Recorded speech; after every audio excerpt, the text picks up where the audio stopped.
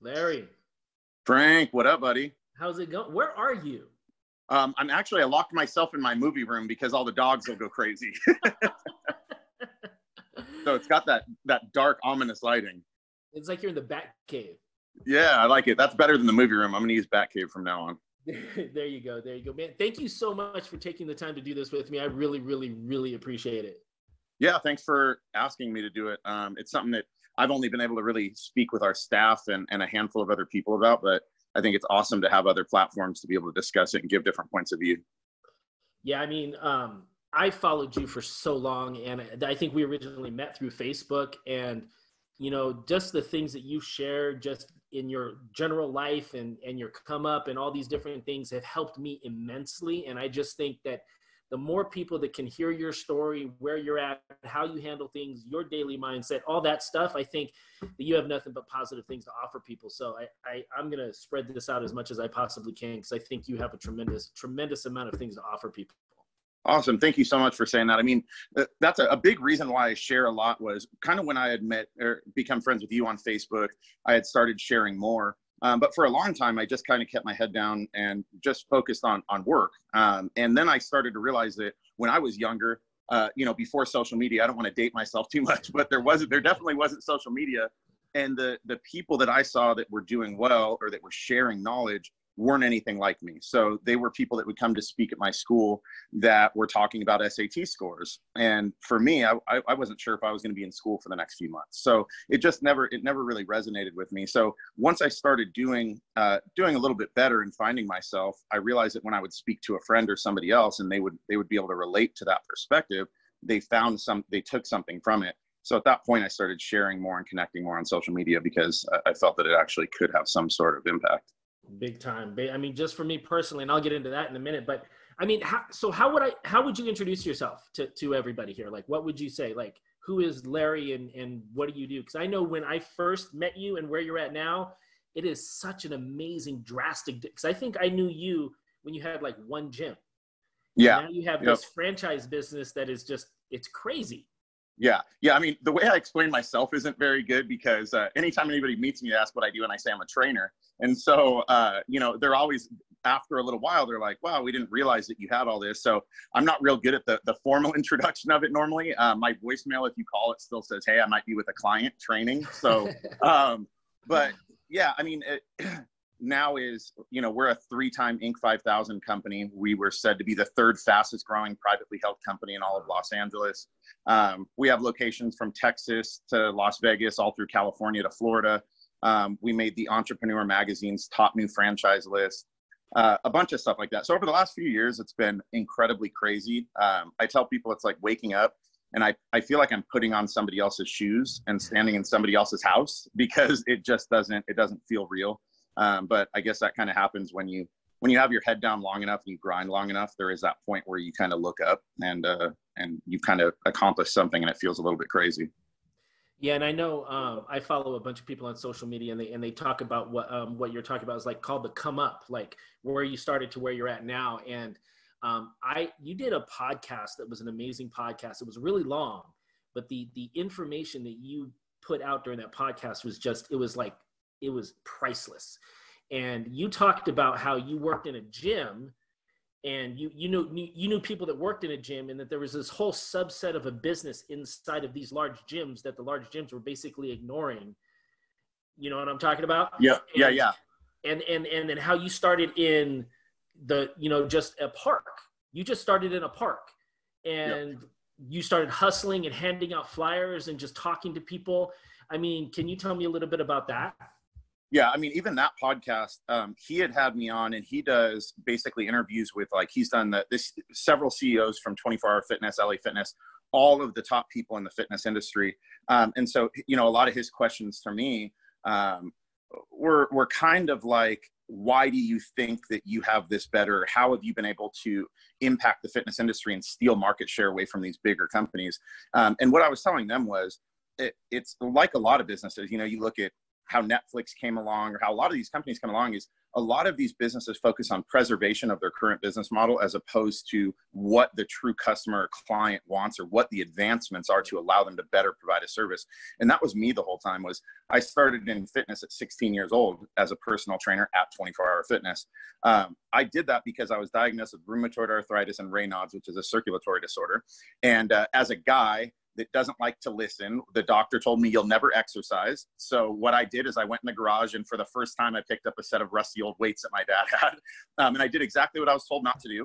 And through some trial and error, I noticed that my flare-ups went away and I started to feel better, and I just fell in love with fitness. On top of that, I really loved the ability to shape your body and the other things it provided. It just was really interesting to me. So the kid that didn't like school was never the first one to raise his hand. I found myself picking up books and reading books on this subject when you couldn't get me to read a book on anything else.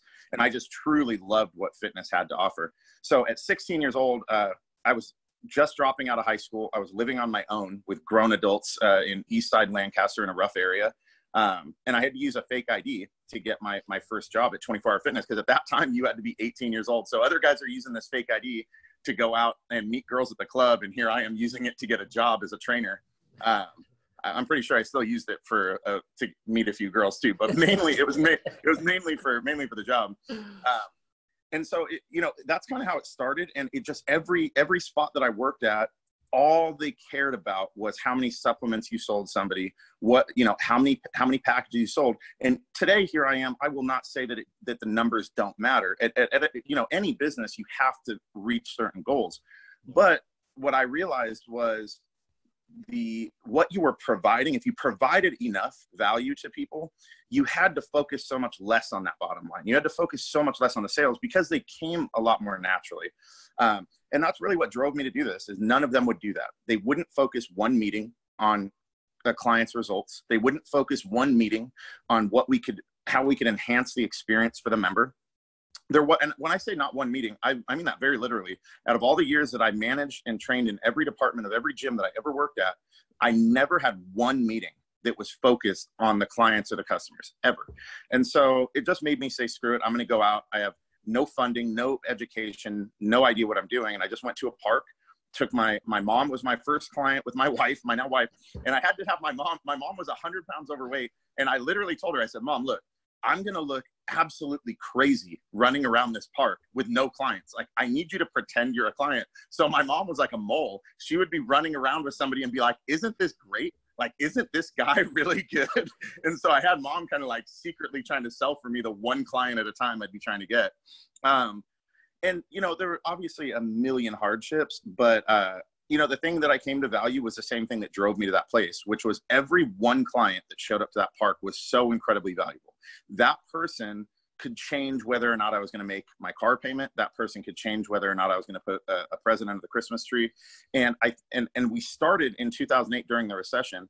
And so I loved starting at that point, because that really taught me the value of somebody's money. Is that person's money is important to them as it is to you. And you have to provide enough value to earn the right to get that money. And you have to value it as such. And I think that really helped me a lot, was because it was all about giving and providing enough value. And then it was about valuing that person's business to a point to where you never took it for granted or saw them as just another number. I want to stop you there for 1 second, because you said you were in the park in 2008. Yeah. It's 2020. Yeah. That's 12 years. So you went from being in a park with like your mom to like, I know you got a Ferrari. I know how big your house is because I know you're a realtor. It's not me, by the way. I know how many gyms you have. In your wildest dreams, back in that park in 2008, would you, looking at where you're at now, would you have ever thought that in less than 12 years that you'd be there?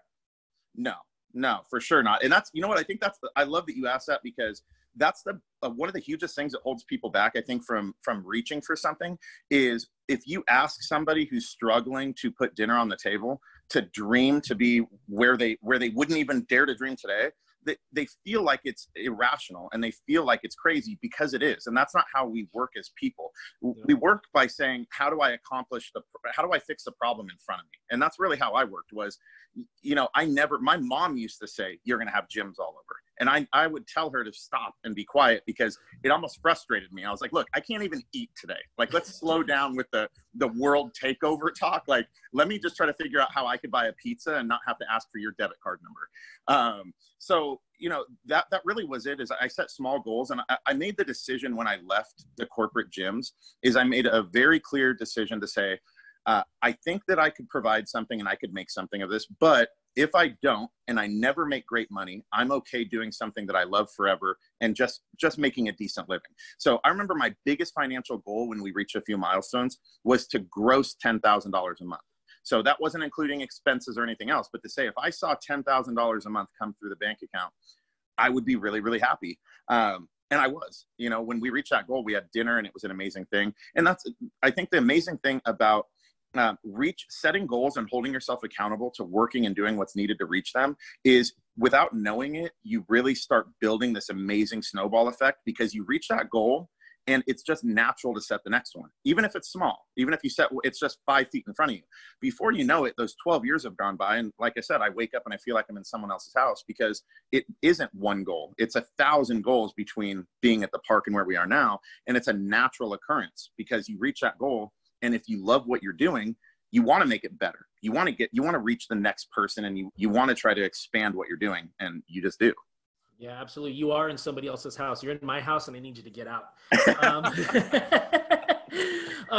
So this is a question that people that have asked me a lot about, what am I doing? Because we're in this whole quarantine thing right now. Like, what are you doing every day? How are you? And I mean, I do a lot of TikTok videos. I don't know if you've seen my TikTok videos. I just saw your TikTok videos. I gotta say, dude, like, I always joke about any of my friends that are like over 18, like, you shouldn't be doing TikTok, but you actually killed a TikTok video. You got mad TikTok game. So my question is, what does Larry do locked down in his house during quarantine? Like, what's your daily routine? You know, I'm just kind of crazy. I almost do the same stuff that I did before. I was working on an artificial intelligence machine learning program that would be implemented into group fitness. And this gave me a lot of time to work on that. So I've been working on that a lot, and we're just to the point of filing patents for it. I again, really enjoy all of the aspects of our business. So when you give me more time, I'm going to find 50 new things to work on. So I think that's why a lot of our franchisees or other people are like, wow, you seem unaffected. I definitely have the same fears and, you know, same thoughts everyone else does, but I am so busy doing other things that it just feels more normal to me, because I'm going through the normal patterns of working on things and progressing. And the other thing is, I always said that if I had any time, I would love to focus on more time of just like sitting in our movie room with my wife and spending time, because we work together, but we're so stressed and in so many different places that we don't really have quality time. So I never watch TV series or anything. Like, I don't have a TV show normally. And we started watching Ozarks and just spending time in the movie room. So, you know, I don't know how this is going to end for sure. I'm very optimistic, and I have a lot of great plans for it. But regardless, I will be able to look back and say that I really enjoyed the time that I spent during the quarantine. I feel closer than ever to my wife. I've accomplished, you know, literally I have 50 working items of things that I really wanted time to work on that I've gotten accomplished or the ball rolling on. So those things have helped keep me sane and keep me feeling more like a normal daily routine. So, and that is very,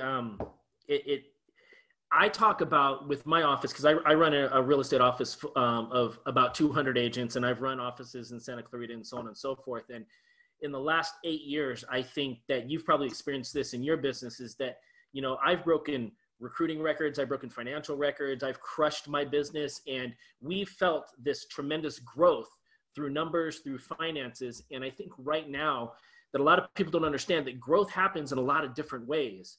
So being stuck at home, the financial growth and the numbers growth are being put on hold right now. But right now, I'm seeing the opportunity to grow as a person, to grow mentally, to grow with your family, and growth happens in different ways. And so it sounds like you are embracing that as well. And that's what I'm trying to educate all my agents and all the people around me. It's like, you need to not focus on one aspect of growth, because that aspect of growth will not happen if you don't have the other, because you have to be uncomfortable to grow. And you have to grow as a person first before you can grow in other ways. Yeah, I mean, obviously, there's a good reason why you lead so many different people. You know, the advice you're giving is awesome. And what I love about it is there's a lot of people saying one part to the equation now, but it leaves a lot of other people feeling like they're missing the rest, which is you need to take this time to accomplish all of these things, or you need to take this time to do this or that. And so, we have a page of 3,000 of our clients that do the live streaming workouts with us. And I try to contribute to them more than just fitness and try to give them mindset and kind of give them a little direction during this time. And that's what I actually just hit on this morning, was telling them. I had them all put a post or a comment under one of my posts that were saying something positive they took from this. Now, not something that they accomplished or something that was constructive, as far as financially. And there were a lot of those things spread out. People saying that I've practiced patience and that I've spent more time with my kids, or that I got back to a regular routine of daily cooking meals as a family that we haven't done in over 10 years. And so what I was trying to show them is those things are massive accomplishments, because like you said, is the foundation of where you're trying to go is built on more things than what's on paper. It's not just the amount of services that you offer or the amount of sales that you had last month. It's where's your headspace? How happy are you and productive are you as an overall individual, as a person? And this is an amazing time to do that. I am the most happy and most dangerous person in the room when I feel really good with my family, when I feel really good with my wife. When all of those things are firing, I'm a very dangerous person. But this time, it has allowed me to focus on that. And if I hadn't, and just focus on the business aspects, I think I would have missed out on a lot that I could have taken from this. Yeah, I think the foundation of self-confidence is the happiness with yourself and with the people that you have around you. And I don't think a lot of people understand that, is that they have a lot of false self-confidence out there. And that's because a lot of people truly aren't happy with themselves, and you have to make yourself happy before you can make anybody else happy. So I think that's pretty powerful advice. Yeah. And you saying too is, I think that a lot of that comes from the first part, which is trying to, it is the accomplishment part. And me coming from being broke, when I was a kid, money was the way to fix your problems, because mom had no money and she was always stressed and crying. And so to me as a kid, connecting the dots was get money, be happier, get money, don't cry like mom. And so as I started to get older and started to get money, I started to realize it didn't make me happier. It made me happier to be able to pay my bills. But that's the reason I stepped away from my other job doing PR at 23 and went into starting my business, and was willing to sell my cars and downsize and go back to an apartment. Was I said, before this gets away from me, I have to go back to doing something that I love. Because you're absolutely right, is you get this false self-confidence of other people's appreciation of what you have. And you never stop to ask, do you truly appreciate it? And I think this is that time to really stop and do that and say, what are the things I want to fix in my life? Not what are the things that I should be fixing, but what are the things that I would like to see come out of this? Is it a month of rest and relaxation to be less stressed? Is it more time with the kids or whatever? And yeah, I think to your point is it's definitely fixes that false confidence when you're focusing on the things that truly make you happy. So you said you guys didn't have a lot of money when you were a kid. When I was a kid, my mom was on welfare. And yeah. Was yours too? Well, she was too proud to be on welfare for long. She did it one time, but she thought she was like above doing that. So it was it was like almost worse than welfare. What's funny though is I didn't even know that. Like I didn't realize that where we were then until I got older. And we got these big blocks of government cheese, and like that's usually a joke. But those are like the most awesome things that I ever had when I was a kid. I remember that, and it's just it's just crazy. So a lot of people are like just stuck in their house, and I'm seeing just crazy. Like I call all my agents, I talk to all my agents and everything.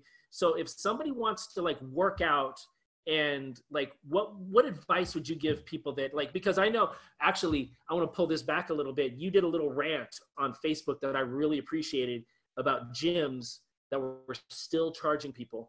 And I think the day after that, my gym hit my credit card, and I was like, what is that shit? Like, what is that? Right. Like, are you serious right now?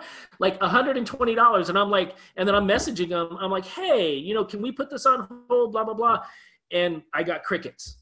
And I'm like, which, me is I never, I really, really, really believe in utilizing social media for education and positivity. Save the rants and your bullshit for yourself. And I don't think that it's a great platform to share negativity, but I do think there's a time where something perceived as negative can be educational and can be waking people up to an issue that there is. So I very, very rarely do that, but that was one of those times where I did. And the reason why is because, I know that we're all in a really hard spot, and you know, we all want self-preservation, but everybody right now is saying this time will make us or break us. Look, the reality is we already are who we are. This time is exposing us. The stuff that made us who we are is already past. This moment now is what's lifting up the veil and showing who we truly are. You can't hide from it anymore. So all your bullshit about who you are, who you care for, who your family is, are they now? Are you taking toilet paper from them, or are you making sure they have some?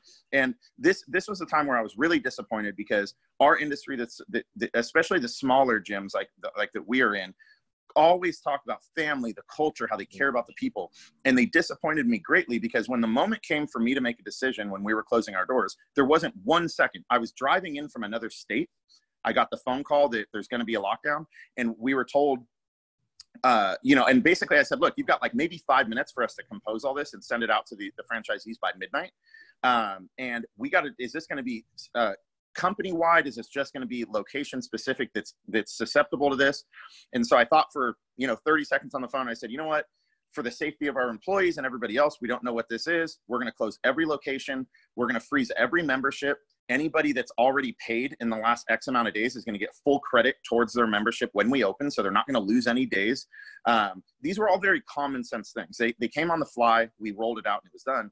And the reason why it was common sense is because charging somebody for something that they can't use simply because you need the money is always the wrong thing to do and never makes any sense.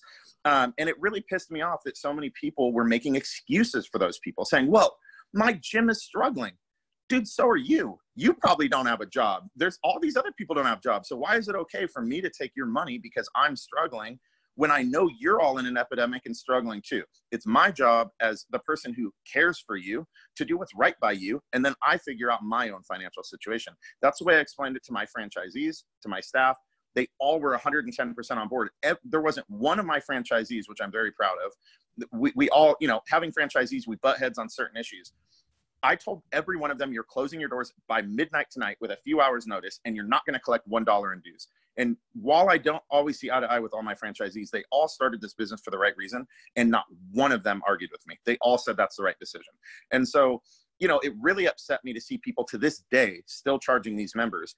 And the only thing I wanted people to see is, if you're going somewhere because you want people to care about you, then this is your time to wake up and see who truly cares. Because these people, when it comes down to it, when it's you or them, they're taking your money, even if you don't have a job, and then they're shutting off the call center, and they're doing nothing to help anybody. So yeah, somebody that came into this business because of passion and helping people, regardless of the level of my business and understanding numbers, I just think that there's never a right time to do something like that.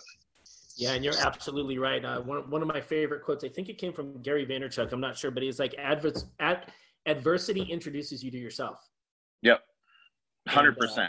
And the fact that, I don't want to keep going back to this, is you started your business in 2008. You started in a recession. And it's just like, that says a lot about where you're at today, because I think, and I'm seeing, because with like a month and a half ago, when all this started rolling, I pulled my mortgage people back and I said, listen, there's something happening here that nobody's paying attention to. It's like, if everybody's getting shut down and everybody's not paying their bills and all this is happening, I go, there's over $1 trillion in equity in the United States. I said, all of that's going to start getting eaten up. People start doing forbearances. I said, we're going to have a housing crisis here and nobody's paying attention to it. And it's just like, I saw the opportunity for fear, but I also saw the opportunity for opportunity, because there is going to be a tremendous amount of growth that comes out of this. And I think one of our leadership in our company said it's going to be like, we're pulling the bow back and we're going to let it go when all this is over. And there's going to create an amazing amount of opportunity in our life. It's just going to be different. Right. And two things to your point is the ability, even though I started in the recession, you had mentioned you came up from in hard times as well when you were younger. And I think that really creates a certain eye for opportunity. When you don't have any and you realize that they don't come along very often, you're one of those people the people that I always talk to go, hey, I see you. You saw that when I did, and that was way early. Those people usually, they were brought up hard, and they realize that if you want something out of life, you have to realize that opportunity rarely ever knocks on the door. Most of the time you got to go chase it down. And if it does, you better be able to see it coming and be prepared for what you're going to say when you open the door. And so for us, is we were the day that we locked down, we had launched our live streaming because I'd already been working on it weeks before. So I saw as this was happening, I'm not a conspiracy theorist or anything, but I saw the possibility of a lockdown when everyone else was saying it was crazy. I'm like, it very well may be. But if it happens, I'm going to be ready to push the button on this live streaming workout. And so everyone was shocked. They're like, this just got announced and you already are offering these live streaming workouts. I'm like, well, because for 2 weeks we've been working on this. And so I think that's a huge thing too, is to take away from this is people to start really being careful to look for opportunity. And it doesn't even have to mean that you believe in that something is going to happen, to be prepared if it does. You know, I even told my other franchisees that I'm good friends with, I said, look, I don't know. I don't have any, maybe this goes away next week. Maybe the news comes on and says there was nothing to it. But if it happens, I'm going to make sure that I protect mine and all of you and make sure that we're in a good position to offer something to our clients so that we can all come out in a better place.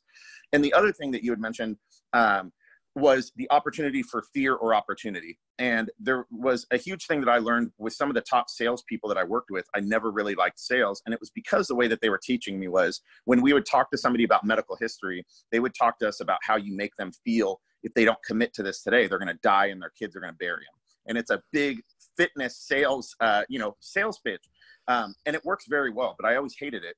And so I wrote our sales manual in a completely opposite direction, which is giving them a high five and saying, congratulations on being here today to try to figure out a way to fix it. And so while it's not the traditional approach, I prefer that to where instead of using fear to get people to commit to something or giving you money, is using positivity and giving them the opportunity to feel good about the decision that they're going to make. So I think that we all have that opportunity. Whatever business we have right now, we can look at this as an opportunity to take advantage of people that are scared or provide them with a value and make them feel good about the decision they're going to make. And that's really why I've spent so much time adding value to my business, is when the doors open, I want to be one of those businesses that they're really happy to continue spending money with, even if they're kind of scared to spend money, because I've given them positivity and I've given them a lot of value and they want to give me their business. That's amazing. And I think, a lot of people want to be associated with business owners that have that type of mindset. I mean, what makes you so special though, to do everything that you're doing, to come from where you came to where you're at? I have this theory that, everybody's like, that person's special, or that person had this or that. I believe that everybody on this planet is ordinary until they make the decision to do otherwise. It's like, I have this thing called the Ordinary Project. And it's just like, everybody's ordinary.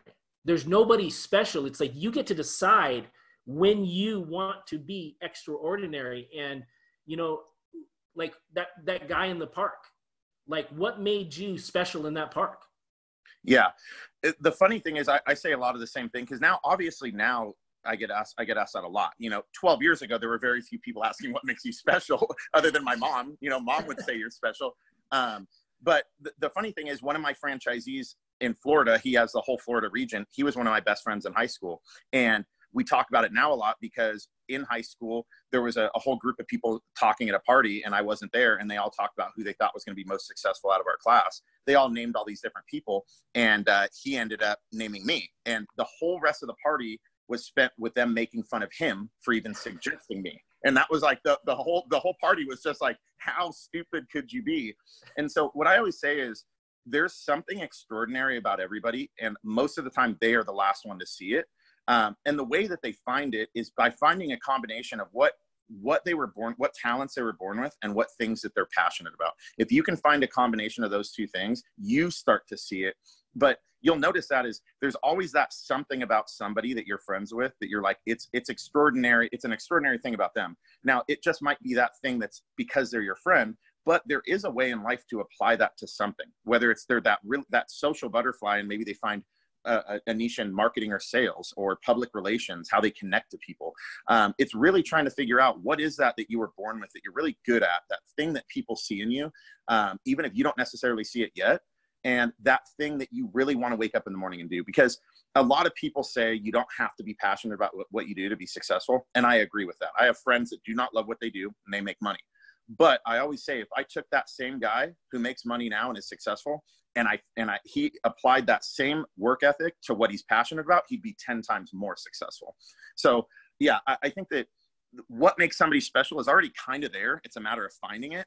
And then for me was the resilience. That's the one thing I tell people. I wasn't the first one to raise my hand in class. I'm really, really fucking tough to kill. And so, you know, when you can I just get my ass kicked every day, and people joke, and they literally, my friends will hashtag Larry Luck. Everybody says, how are you so lucky? And anyone that knows me goes, he is not lucky. If anything can go wrong, it goes wrong. And everyone's amazed. Like, all my close friends are like, what's more amazing is that you've made it this far with everything going wrong. I'm just very resilient. And when I want something, I'm like a dog with a bone, and I'll just get the crap kicked out of me day in and day out until I get it. So I would say that would be the special sauce. I wish it were that I was really tall, dark, and handsome, or had something other that was really cool. But it really, when I look at all the things that I'm really honest with myself, I think I'm a fairly intelligent guy, and there's other things that are fairly good. Nothing extraordinary though. But the one thing that really has held me out has been that when I want something, I'm just resilient, and I'll just take the pain until I get there. And I think that a lot of this comes back to what I think that a lot of people's, your success, my success, and a lot of people that are successful, the one thing that separates everybody and that actually makes the difference is mindset. And I can't actually even create, I mean, mindset, and then it's like work ethic, and then there's all these things that come after it. But if you don't have the mindset in the beginning to almost be dumb enough to think that you can do something that everybody else thinks you can do. If you're that dumb to say, I'm so stupid, I think I can do that, and then you just go forward and you do it. Yep. That's the hugest thing. Is I tell people all the time is, yes, you should do research, you should spend your time, you do your due diligence, but really at the end of the day is, you know, I tell everybody most of my greatest accomplishments started with me saying, fuck it. And I just, that's it. Everyone goes, I don't know. And you know what? Everyone starts complicating it, and there's marker boards out and spreadsheets. And when I feel it and it's something I think I can get done, I just say, fuck it. And I just tell everybody go. And a lot of the company honestly doesn't like me for it. They feel that I roll things out quickly. I'm always trying to do things. But when they look back, they're always happy because they're like, wow, this changed our business for the better. And I agree with you. Is you have to have that mindset and that confidence in yourself that just because you don't know how to do it today doesn't mean that you aren't willing to put in the work, and you don't have the ability to figure it out tomorrow. And that's just such an important thing, because people that would sit down today and go, why would I open this shop or this type of business? I love it. And I think that I have those skills, but I don't know what it entails. Figure it out. Willingness to fail. Yeah. Figure it out for the next day or week or whatever. And then once you figured out that much of it, that'll get you started. Now, while you've got it started, figure out what you got to do the next step. You know, now is, you know, we've got over a dozen pieces of patented fitness equipment. And there are very few businesses in the world that have ever patented fitness equipment. If you look for actual fitness equipment patents, they're very limited. And people, I don't have an engineering degree. I literally still have the envelopes that I sketched them out on. And then I thought to myself, now I got this, how does this get to the next step? And so that really is just how it works, is be willing to express what you're thinking or feeling or think would bring value, and get it onto paper or get it into somebody else's head, and then start to see, how does that evolve to now what's step 2? And there might be 6,000 steps, but start with 1 and just go to step 2, and have the bravery and the willingness to fail, like you said, and just start with that first step, and you'll be surprised how it evolves. Yeah. And I mean, so like, if you fast forward everything to today, you know, I know my office, I have 13,000 square foot real estate office that is 100% shut down. You know, I'm negotiating with my landlord. I have 200 agents that I actually, like, to the gym concept is like, I said, you know what, you guys don't pay your rent. Don't pay your office rent. I don't want any of your money. Do what you, and I'm like doing videos and webinars on like how to remargin your business, how to remargin your finances, and doing all of these different things. Like in your business with what you have going on, you built all this up since 2008. Like, what are you telling your business partners and your clients, and like, where are you at right now, and where do you see this going in the future? Yeah, I mean, obviously some of the same things that everyone's talking about, which is you have to figure out how you're going to reduce your overhead, or how you're going to, you know, a lot of those same practical business applications. Obviously, I'm talking to our businesses about. I'm talking about them now. I've had them all cross training on every area of their business to make sure that they're capable to step in to reduce overhead, so they could fill whatever shoes we think they should be filling. A lot of that kind of stuff. But a few of the things that I don't see hit on enough, or kind of what we hit on earlier, which is providing more value, because again, I do think that there are going to be people that obviously lose their job and they just eliminate all of these things completely. There's going to be people whose wife or husband lost their job. There's all that kind of collateral damage. But there's the other group that people aren't really thinking about, which are the people that haven't been directly affected by that, but are still scared to spend money. And they're still worried about what is to come. Is the other shoe going to drop? And what's this going to be? Those people are all going to be in a place where they're going to sit down and look at all the things they spend money on, and they're going to choose what gets to stay. And so what I think a lot of business owners have to do right now is, while you're trying to eliminate what you're spending money on, be very careful at asking how much value does that provide to the customer or the client? Because if you eliminate that, you could easily be putting yourself on the cutting block unknowingly. So be very careful with that. And at the same time, ask how many different ways you can add value without necessarily spending money or putting yourself in a harder financial position. You really want to make sure that right now, during this tryout, you're one of the people that makes the first round pick. You want to be in there when these people are looking through those budgets. They go, I can't cut this. This is one of those things that they're not only were they great before, but they're doing all these great things now, and I really want to be on board with them. So it could be anything. If you can afford to give a discount for the next few months so that they don't feel the financial pressure, if it could be an added service, if it could literally just be a peace of mind. It could, for us, as we sat as owners and text message every one of our members, just asking how they were. There could be a lot of those things, but I really encourage people right now in business is, don't just look at how you can cut your bottom line. Really ask what you can do for your customers or your clients or for the service that you provide, so that you can end up making it through to the other side. And the other thing is focusing on your staff and stuff too, is a lot of those people, they're looking at it as, I might just make more money being unemployed right now. How, if you're going to cut that many hours, and how is this going to work? So looking at it from their standpoint and their perspective too, to make sure that they're feeling the love and that they understand the things that you're going to try to provide, so that you can build this back together. Because if you have great staff, you obviously don't want to be in a position to where you're trying to fill those shoes right now as well, with everything else going on. So those are kind of the things we're doing. Like I said, the traditional stuff, cutting unneeded expenses, reformatting our business, seeing how we can provide our live streaming workouts continuously after this, so that the members can continue to benefit from those. But yeah, the main thing that I would say that I don't hear enough people talking about is adding more value. Have you read Gary Vaynerchuk's book, Crush It? No. So that was one of my, so I started reading a book a month, and I started that back in like 2010. And he was one of the first books that I read. And he did the one thing that chapter 11 was one word. And it's the one thing that you're talking about in your business that I think is the most powerful thing. And it's how I recruit agents. It's how I retain agents. And he said, chapter 11, care. That's it. Just one word, care. And he moved on to chapter 12. And I was like, that is amazing and not amazing all at the same time. It's because that should be natural, that's what you should do. And I think if I had to attribute anything to your success, is that you actually cared about what you did, and you cared about the people you did it with, and you cared about the people who bought into what you did, and you did everything you can to provide value for them. And to me, that's one of the reasons why you're so successful. It's like, you have no reason to be on a video call with me right now. It's just like, you have this special thing about you that, people see that you care. And I think that's really, really super important. I appreciate it. Yeah. I mean, it's funny that you mention it, because during our franchise training, it comes up on the slideshow and it says, giving a shit matters. And so it's very not politically correct, but I literally go through the franchise training where I tell them that whether or not you're one of those feel good type of people, whether you like to equate it to finances or anything else, I try to explain to them that while it should come from a genuine place, it needs to come from somewhere, because in this day of social media and everything else, is you will be exposed for who you are eventually. The bigger you get or the more successful you get, who you want to be or want people to see you as, the old days are over, where you can do one newspaper article and they write up a puff piece on you. Now you're exposed in every way. If you really want to be seen as somebody who gives a shit, step up and give a shit, do something. And so the greatest things that we've had from our business came from, this was a couple months ago. We had a guy that came out to interview from Florida with the guy who owns all of our franchises in San Diego. So he flew out there, interviewed to be a trainer.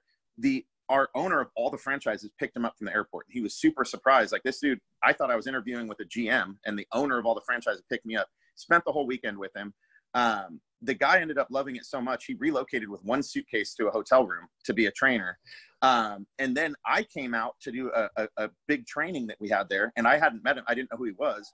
And I met him, and he was the nicest guy. He was running out on the street to talk to people about hardcore fitness, that while we were in the meeting, he's out there running. He's just like, he was so enthusiastic about it.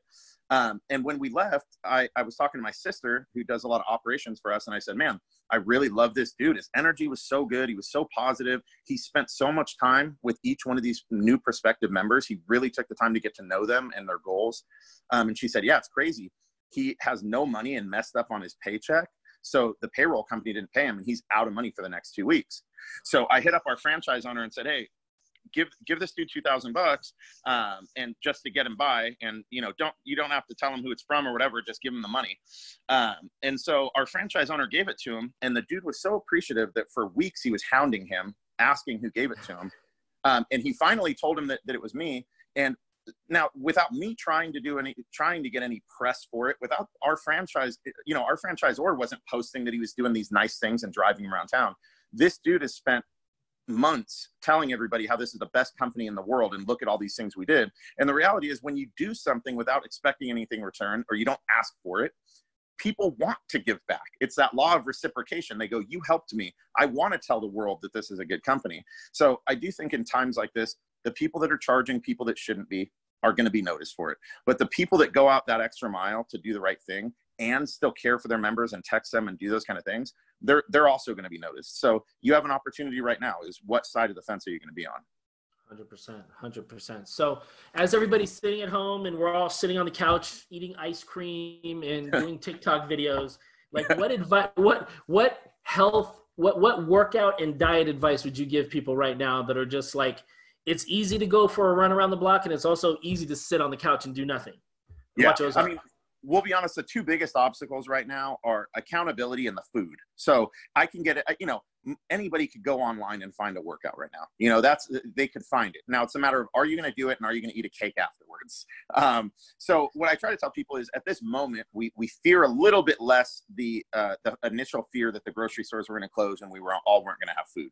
So if you don't have to buy, 7 million boxes of macaroni and cheese, don't do that. Try to get rid of that temptation a little bit. So like I had done for our peoples, I have the big storage, like trash cans that are for like our earthquake kits. I put all my bad food in there and taped it up and had it in the garage. Just said, look, this is out of sight, out of mind, and it prevents me from snacking on it.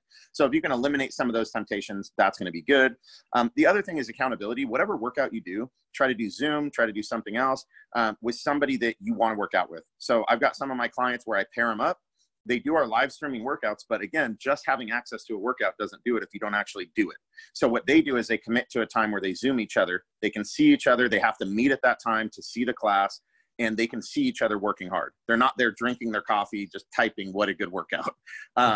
So that would be my suggestion is, honestly, there's a lot of different workouts that are good, some that are better than others, diets that are better than others. But at this moment, if you can eliminate some of that temptation and put better foods in front of you, and if you can do a workout that you can be accountable to with somebody else, you're going to find much better success. So my question to you is, how do I come out of this quarantine looking like you? Oh yeah. I mean, right now I definitely don't look as I normally do. Is that why you're in a dark room? Yeah, that's why. I didn't want to say it. It really is. This isn't the movie room. This is my room of shame. But they, when we started the quarantine, I actually was enjoying the downtime, and I was pounding pizza all day. I gained 10 pounds the first week. So when we started a 30-day quarantine challenge with all of our live stream members, so we've got like 3,000 people doing it.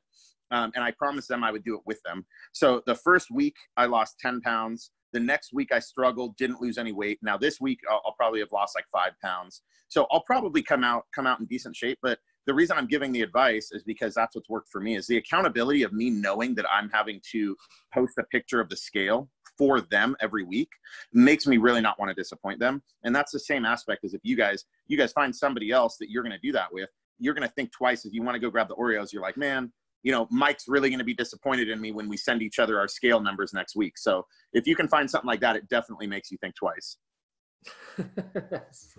That's too funny. So if somebody wants to connect with you and do online workouts with your gym, how do they connect with you, and how do you make that happen? Yeah, so they could just go to hardcorefitnessinc.com, hardcorefitnessbootcamp.com. If you just Google Hardcore Fitness, Hardcore Fitness Bootcamp, any of our websites come up to different specific locations. You just sign up through the website, and it'll take you to our Facebook page, which is hardcore fitness live stream team.